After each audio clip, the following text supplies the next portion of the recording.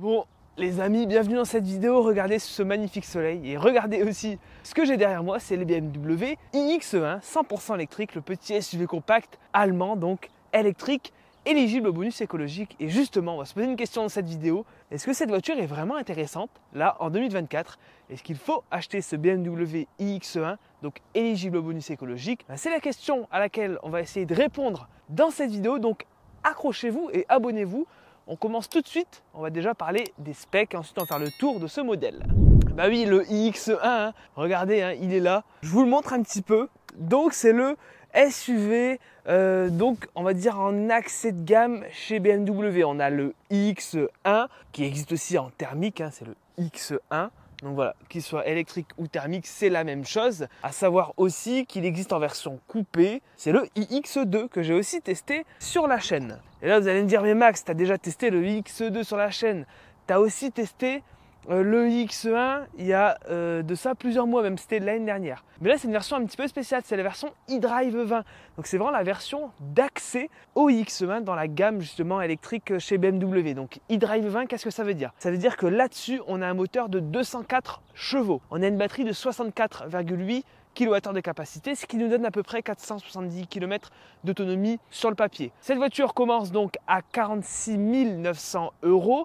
Cette version que vous voyez derrière vous, il y a une petite subtilité, c'est qu'elle vaut en réalité 50 000 €, un petit peu plus même. Pourquoi? Parce qu'elle a le pack M. Le pack M, c'est un pack extérieur qui rajoute des éléments décoratifs, notamment les pare-chocs, etc. Un look un petit peu plus sportif, agressif.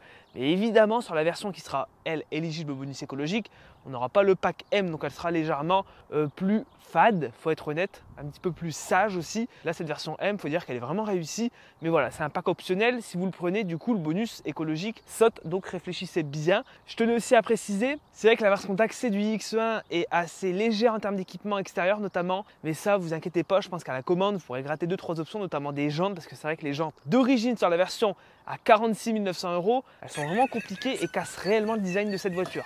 Là ici, on a vraiment un design qui est réussi avec ce pack M optionnel qui, du coup, je vous le disais, hein, rajoute des éléments noirs sur le pare-choc, la calandre vraiment sympa, les badges forcément, les jantes, mais c'est pas les plus grosses jantes disponibles évidemment sur cette voiture. Et surtout à l'arrière, hein, moi j'aime beaucoup l'arrière, il est plutôt agressif. Alors c'est un design qu'on commence à connaître, hein, parce que le iX1, ça fait un petit moment déjà qu'il est sur la route. C'est vrai que c'est un véhicule plutôt bien dessiné, plutôt bien fait, je le trouve vraiment réussi dans la coupe, surtout au niveau de l'arrière comme ça. Franchement, je trouve que ça marche vraiment bien. Alors voilà, au niveau du design de ce BMW iX1, moi, je pense qu'on va s'arrêter là, hein. Vous connaissez quand même cette voiture, alors on aime ou on n'aime pas, moi je le trouve plutôt réussi, même si évidemment c'est très passe-partout. Clairement, vous ne vous ferez pas remarquer dans cette voiture, c'est très discret. C'est sobre, c'est une BMW finalement, donc voilà, rien de bien non plus, absolument extraordinaire. Alors je veux me mettre ici justement pour vous parler des aspects pratiques de ce iX1. Alors quand on regarde un petit peu à l'arrière, on remarque quand même qu'on a un coffre qui est vraiment plutôt correct en termes de place, en termes d'espace. Honnêtement, c'est clairement pas un point négatif de cette voiture. C'est l'avantage de ce iX1 par rapport au iX2 qui lui est coupé, donc on a moins d'espace à l'intérieur. Ici clairement on a de l'espace pour voyager, une petite famille avec un ou deux enfants, il y aura vraiment aucun souci. On a même un double fond pour ranger les câbles. Et là, vous allez me dire, mais Max, c'est une voiture électrique. Donc, est-ce qu'on a un rangement à l'avant sous le capot? Eh bien, d'origine, non, on n'a pas de rangement. Mais je voulais justement vous parler un petit peu d'un produit que j'ai testé pour vous. C'est un Frunk. Frunkat m'ont envoyé justement un Frunk pour ce iX1. J'ai reçu le produit, je vous en parle vraiment quelques secondes. J'ai été bluffé. Très honnêtement, je vous recommande sans aucun souci les Frunk justement de Frunkat. J'ai eu l'occasion de l'installer dans ce iX1. Alors quand je l'ai reçu, je me suis dit merde, où est le kit de fixation? Mais en fait, il n'y a même pas de kit de fixation. On enlève juste le capot moteur là en plastique qui est déjà là d'origine, on le retire et les fixations sont déjà là. Donc vous avez juste à venir avec le Frunk justement de Frunkat, vous avez juste à le poser sur les emplacements déjà prévus. Il n'y a rien à faire, ça dure vraiment 1 minute. C'est hyper rapide, vous installez et là vous avez un petit rangement à l'avant.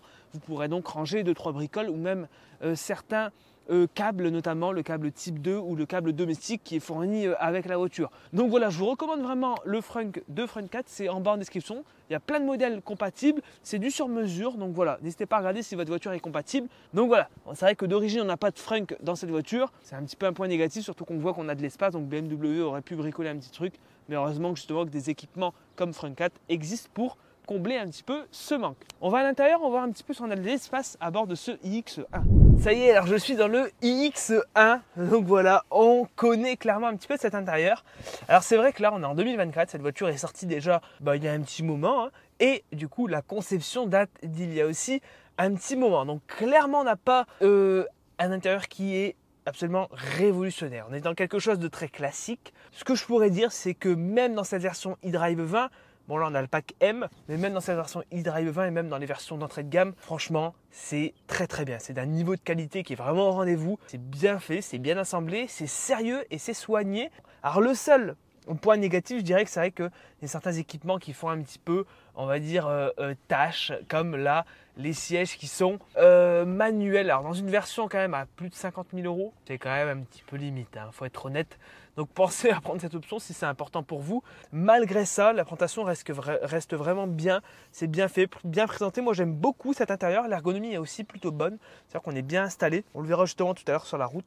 On trouve tout sous la main. Donc pour ceux qui connaissent un petit peu l'ergonomie BMW, vous ne serez pas dépaysés. Là ici, il n'y a absolument aucun changement. On a aussi le volant. Moi le volant que j'aime beaucoup. Alors ici c'est le volant donc du pack M, donc le volant sportif. Et clairement il est génial. On a même la petite palette Boost ici à gauche. On aura l'occasion de la tester tout à l'heure sur la route. On va voir s'il y a une réelle différence avec et sans mode Boost. Et on retrouve évidemment le système d'infodivertissement. On est chez BMW. Donc clairement ce système là, moi je le valide. C'est un système que j'aime beaucoup. C'est vrai qu'au début, quand on touche un petit peu les premières fois, on peut trouver ça pas très intuitif. Et c'est vrai que tout n'est pas parfait en termes d'intuitivité. Maintenant, quand on prend vraiment l'habitude de l'utiliser, ça se passe vraiment bien. On a tout ce qu'il faut, toutes les fonctions de base, hein, bien évidemment. On aura Apple CarPlay, Android Auto aussi. Toutes les fonctions sont là. On a même tout ce qui est caméra de recul, les aides au stationnement. Donc tout est dedans. Et on pourra aussi noter la présence d'un planificateur d'itinéraire. C'est un point important quand même dans une voiture électrique. Alors j'ai fait un trajet de plus de 900 km à travers la France avec ce iX1. Donc je vous invite à regarder ma vidéo justement. Vous verrez l'utilisation du planificateur en conditions réelles. Qu'est-ce que je peux dire là-dessus en un mot? C'est qu'il est vraiment très très bien. Toutes les voitures ne le proposent pas. Et c'est vrai qu'ici, avoir ce système-là, c'est vraiment génial. Il fonctionne bien. C'est-à-dire que lorsque vous mettez une destination, par exemple, là on va mettre Lyon. Voilà, elle me propose des arrêts recharge sur mon trajet avec le pourcentage d'arrivée, le pourcentage de départ, l'heure d'arrivée, l'heure de départ. Vous pouvez tout paramétrer, un pourcentage à l'arrivée à la borne, un pourcentage à l'arrivée à destination. Vous pouvez tout régler. La voiture va directement, en fonction des conditions de circulation, adapter l'itinéraire. Donc si vous consommez plus, elle va changer la borne. Si vous consommez moins, elle va la changer aussi. Voilà, donc c'est vraiment génial. Le choix des bornes est pertinent. C'est tout ce qu'on demande dans une voiture électrique. Donc pour ceux qui débuteraient un petit peu dans l'électrique, et bien clairement, vous pouvez vous appuyer sur ce planificateur sans aucun souci. Pour le reste des informations, derrière le volant, on a un infodivertissement classique. Alors je me demande comment tout ça va vieillir. Vraiment, on sait que les écrans, c'est ce qui trahit un petit peu finalement l'âge d'une voiture. C'est vrai qu'ici, ça marche très bien en 2024, mais on espère que BMW va faire évoluer ça, parce que déjà, l'infodivertissement ne fait pas non plus hyper moderne, hein, dans le design, les couleurs, les logos, etc. Donc on espère que BMW fera évoluer tout ça à l'avenir, parce que ça risque de vieillir un petit peu rapidement. Voilà, pour le reste, vous le voyez, je suis bien installé, j'ai de la place en haut. Clairement, on a une voiture qui est habitable. On va voir ce que ça donne à l'arrière. Et après, on va aller sur la route quand même avec ce iX1 pour voir ce que ça donne. C'est quand même le plus important. Regardez à l'arrière de ce iX1. Je ferme la porte. Oula, c'est du solide, hein, le bruit. Regardez, clairement au niveau de l'espace, c'est pas du tout décevant. On a vraiment de la place. Le siège est réglé à ma taille. Je fais 1m73 à peu près. Donc voilà, vous voyez, pour une taille classique, ça se passe très bien. Même pour des personnes qui seront un petit peu plus grandes, on aura vraiment de l'espace. Donc pour des enfants, des sièges enfants à l'arrière, vous voyez, on a même les attaches Isofix. Ça se passera hyper bien. En plus, on a un accoudoir au milieu. Donc on peut s'asseoir et clairement pour faire des longs trajets, ça se passera très bien. Alors c'est peut-être un petit peu ferme au niveau de l'assise. Peut-être que c'est justement la sellerie ici en pack M. Je vous avoue, je ne sais pas parce que même à l'arrière on a le petit logo M. Je ne sais pas ce que ça donne sur les versions classiques, mais ici c'est vrai que c'est un petit peu ferme. Donc à voir ce que ça donne sur le long trajet. Mais finalement on est bien installé. C'est lumineux, on ne se sent pas du tout engoncé à l'étroit. Bon voilà, maintenant on le voit. C'est une voiture qui est vivable, logeable, agréable. On a de la place, on a de l'espace. Maintenant, on va voir si c'est pareil sur la route. Est-ce que c'est une bonne voiture électrique? Ma réponse maintenant. Ok, alors là, prenons la route donc à bord du iX1. Alors comment ça marche? Et bien directement avec le petit levier, on se met en drive et là, c'est parti. Alors j'en profite d'être sur un grand parking pour tester le rayon de braquage quand même de cette voiture. C'est une voiture quand même faite pour le quotidien, pour la ville notamment. Donc on va voir ce que ça donne. Ben, vous le voyez, ça se passe extrêmement bien avec le iX1. C'est maniable. Donc franchement là, à ce niveau-là, il n'y aura aucun souci. C'est une voiture qui se manie très très bien. Et d'ailleurs, on pourra parler justement de cette voiture au niveau de la prise en main. Comment ça se passe dans ce iX1. Clairement, même les premiers mètres sont vraiment hyper simples de prise en main. C'est une voiture qui est absolument pas impressionnante à conduire. Déjà même au niveau du gabarit, on le voit, ici on est en ville, etc. Franchement, il n'y a absolument aucun souci. Alors là, vous voyez, je suis en ville, donc là je suis en mode D et lorsque je relâche, eh ben, on n'a pas de régénération d'énergie. Mais ça, c'est parce qu'il n'y a absolument rien devant moi. En fait, c'est une régénération d'énergie adaptative. Donc par exemple, lorsque je suis un véhicule et que je suis en mode D, si la voiture devant moi ralentit, ben, elle ne va pas rentrer dedans. Par exemple, ici, là, elle a ralenti d'elle-même. Alors pour le coup, je ne sais pas pourquoi. Mais voilà, il y a une régénération d'énergie adaptative en fonction de l'environnement. Donc ça va prendre en compte. Ça, c'est plutôt pas mal quand même. Alors on pourra noter bien évidemment qu'on a un mode B, puisqu'on est dans une BMW. Et dans toutes les BMW, on a un mode B. Alors le mode B, qu'est-ce que c'est? Eh bien, c'est un mode one pedal, tout simplement. Et ça, c'est quand même génial d'avoir un mode one pedal dans cette voiture. C'est quand même ce qu'on apprécie beaucoup justement en électrique. Voilà, je suis à 40 km/h et là, je relâche. Et là, vous le voyez, la voiture décélère assez fortement et ça va même jusqu'à l'arrêt complet de la voiture. Ça, c'est génial. C'est hyper agréable à utiliser justement en ville, donc ça on apprécie beaucoup. Alors sur l'aspect purement dynamique, ici on est sur la version 204 chevaux. J'avais testé la version X-Drive, donc 313 chevaux. Clairement la version X-Drive marche vraiment fort, il faut être honnête. Ici c'est ok, voilà. Il n'y a rien de fou, c'est pas une voiture sportive, clairement pas.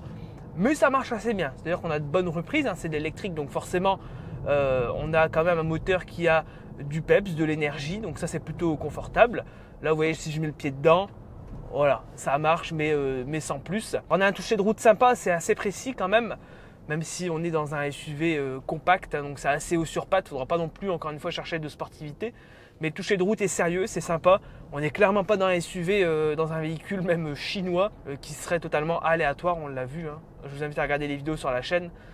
Ici, on a vraiment un véhicule sérieux, il n'y a aucun souci là-dedans. Voilà, on va laisser passer nos amis les cyclistes. Alors, on aura aussi plusieurs modes de conduite, on va pouvoir les changer ici, notamment en mode sport. Alors en mode sport, ça déconnecte les aides à la conduite. Je ne sais pas si c'est vraiment plus précis au niveau de la direction. J'ai pas vraiment l'impression. C'est surtout au niveau de la cartographie pédale que ça change. La pédale est un petit peu plus réactive, on va dire. On a là accès à toute la puissance du moteur. Donc oui, c'est un petit peu plus péchu, c'est un petit peu plus réactif, c'est un peu plus sympa à conduire. Mais il n'y a rien non plus de totalement exceptionnel. Vous voyez d'ailleurs, il y a une petite ligne droite devant moi. Donc je suis toujours en mode sport. Je vais activer la palette Boost. Là, il y a un décompte de 10 à 0 secondes. C'est parti. Bon, vous le voyez, voilà. Le mode Boost, lui, par contre, il ajoute un petit peu encore d'onctuosité, enfin de fermeté, je dirais, sur la pédale. Clairement, sur le couple moteur, j'ai vu aucune différence. Alors, sur les gros modèles de chez BMW, j'avais testé la i5 Touring, là, on voit une vraie différence. Ici, sur ce iX1 en eDrive 20, je vois aucune différence au niveau justement de la puissance, au niveau du moteur. C'est vraiment juste sur la pédale que ça agit. Donc clairement jusqu'à maintenant, c'est une bonne voiture électrique. On a tout ce qu'on aime. Planificateur, bonne prise en main, moteur agréable, assez de puissance, un mode one pedal. Donc jusqu'à maintenant, ça se passe bien. Mais maintenant, on va parler des consommations et de l'autonomie. Et pour parler des consommations et de l'autonomie, je vous reprends ici en intérieur. Pourquoi? Parce que j'ai eu un problème de caméra, l'enregistrement s'est coupé, j'ai donc pas de son et pas d'image. Seulement la GoPro vue route, mais le son est pourri, donc je vous fais un point comme ça à froid à l'intérieur pour vous parler justement de tous ces aspects-là. Au niveau des consommations avec ce iX1, finalement, qu'est-ce que ça donne? Lors de mon essai, j'avais roulé un petit peu en mixte, la veille aussi. J'avais une consommation de 15,4 kWh au 100 avec le iX1, ce qui nous donnera environ 350 à 400 km d'autonomie. Là, c'était donc au mois de juillet, donc des conditions vraiment idéales. Maintenant, ça restera à voir aussi au niveau de l'hiver, hein, forcément. On consommera plus l'hiver avec ce iX1, donc l'autonomie sera un petit peu plus réduite. Mais ça offre quand même une plutôt bonne polyvalence, hein, 350 à 400 km. On est dans la moyenne de ce que proposent les véhicules électriques sur le marché en ce moment. Maintenant, le plus important, c'est l'autoroute. Est-ce que cette voiture finalement est polyvalente pour rouler sur autoroute, faire de longs trajets, partir en vacances, etc. Eh ben oui et non. Moi, j'ai été un petit peu plus réservé là-dessus. C'est-à-dire qu'on a une consommation au mieux à 20 kWh au 100, au pire à 23 kWh au 100. En tout cas au moment de mon essai. L'hiver, ça sera un petit peu plus compliqué. Je pense qu'on montera facilement à 25 kWh au 100 si on a du froid, du vent, de la pluie, etc. Donc ça consommera un petit peu. J'ai constaté une autonomie réelle de 250 à 300 km dans les meilleures conditions. Mais c'est vrai que moi, sur mon long trajet, je vous invite à regarder ma vidéo road trip, j'avais plus une autonomie réelle de 200 km entre chaque arrêt recharge, voire même moins selon le maillage justement des bornes de recharge sur un long trajet. Faudra prendre en compte ce point-là. On voit que par exemple le Renault Scénic, le 3008, le Skoda Enyaq, etc. qui proposent une batterie plus grosse, proposeront de ce fait une meilleure autonomie, puisqu'ici on n'a que 64 kWh de batterie, et 64 kWh de batterie, ça devient un petit peu limite, surtout dans ce format-là, hein. Donc attention à votre usage, si vous faites vraiment que de l'autoroute, etc., attention, il faudra peut-être se diriger vers un autre modèle. Par contre, maintenant, si vous faites que vraiment de la ville, du périurbain, un petit peu d'autoroute, mais sans plus, et bien franchement, elle sera parfaitement adaptée. Et pour être honnête, hein, c'est ce que j'ai noté aussi sur mon petit calepin, c'est vrai que la différence de consommation entre la X-Drive 30 et la e-Drive 20, donc la 4 roues motrices et la 2 roues motrices, n'est pas fulgurante. Je m'attendais vraiment à avoir une consommation plus réduite. Finalement, moi, dans mon essai précédent avec le iX2 4 roues motrices, ben, dans mes souvenirs, la consommation n'était pas si éloignée que ça. Donc, c'est assez étonnant d'ailleurs. Et on parlera quand même de la recharge hein, avec ce iX1. Alors, qu'est-ce que ça donne? Et bien là aussi, c'est pas foufou. Sur le papier, on a 130 kW de puissance de recharge.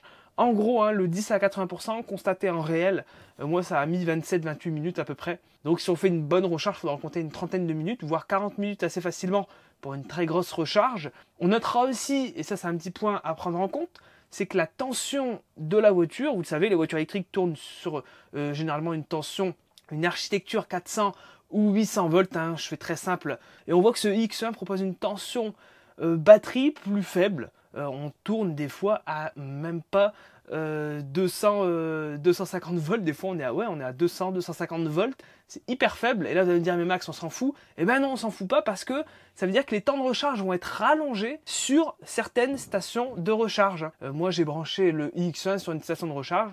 Et du coup, je ne peux pas exploiter la puissance maximale délivrée par le chargeur, justement parce que j'ai une tension batterie basse. C'est important du coup à prendre en compte, hein, puisque sur certaines stations, vous allez être bridé, et donc là, les 28 minutes vont peut-être se transformer en 30 minutes, 35 minutes. Voilà, vous allez perdre un petit peu de temps là-dessus. C'est encore un autre défaut de cette voiture. Donc voilà, attention à prendre en compte quand même avec ce iX1, au niveau de la recharge, voilà, c'est pas foufou. Bon voilà, et pour terminer, si on fait un petit mot quand même sur le reste des points avec le iX1, notamment sur autoroute, voilà, parce que quand on recharge la voiture sur le trajet, après on enchaîne par de l'autoroute. Qu'est-ce que ça donne? Et ben voilà, à 130 km/h, la voiture est très confortable, c'est agréable, franchement, c'est très bien géré au niveau de la suspension, ça ne pompe pas, on a un bon compromis, c'est silencieux, c'est bien insonorisé. On voit que c'est une BMW, on voit que c'est du premium quand même, il n'y a aucun souci là-dessus, hein. On n'est clairement pas dans un véhicule au rabais, même si c'est l'accès de gamme chez BMW, on a quand même un véhicule très sérieux. Ce que je voulais noter, c'est les aides à la conduite, hein. Moi, ma version d'essai, qui est une version du coup un petit peu entrée de gamme, mis à part le pack M, ma version d'essai n'était pas équipée du Drive Assist Pro, c'est-à-dire le Drive Assist Pro, c'est quoi? C'est la conduite semi-autonome avec le maintien de voie. Là, j'avais seulement un régulateur de vitesse classique, qui n'était même pas adaptatif. Donc ça fait quand même un petit choc dans une BMW à ce prix de ne pas avoir justement toutes ces aides à la conduite qui sont complètes. Et on le sait justement, le Drive Assist Pro chez BMW, c'est un système aux petits oignons qui marche extrêmement bien. Donc clairement, si vous faites de l'autoroute, soit avec ce X1 ou un autre modèle de chez BMW, prenez cette option si vous pouvez vous le permettre, car c'est une option géniale. Et je vous invite à regarder mes autres vidéos avec d'autres BMW que j'ai testé sur la chaîne. J'ai testé un petit peu toute la gamme, donc normalement, vous avez de quoi vous faire un avis. J'ai testé le Drive Assist Pro, il est génial. Ici, je n'en étais pas équipé. Un régulateur de vitesse classique, ça fait le boulot, mais voilà, on est quand même un petit peu plus fatigué, on va dire, sur le long trajet. Donc voilà, c'était ce que je voulais signaler avec ce iX1 en point final. Je pense que c'est une bonne fin de vidéo en intérieur, tranquille. Donc clairement, ce X1, c'est une très bonne voiture, mais attention à prendre tous ces points justement cités précédemment avant de faire votre choix. Regardez aussi du côté du marché de l'occasion, du côté des autres marques aussi. Il y a peut-être certaines affaires à faire justement. Donc voilà, parce que c'est le modèle qui ne proposera pas la meilleure autonomie, la meilleure polyvalence par rapport au reste du marché. Maintenant, ça reste un véhicule qui est bien fait, bien construit, premium, sérieux. Donc voilà, si vous recherchez justement le côté vraie voiture, vous le retrouverez justement dans ce iX1. Mais attention, côté purement technique et électrique, c'est clairement pas le meilleur. Voilà, je vous remercie d'avoir regardé cette vidéo. C'était Max. Ciao. Hop. Ah, c'est vraiment du direct.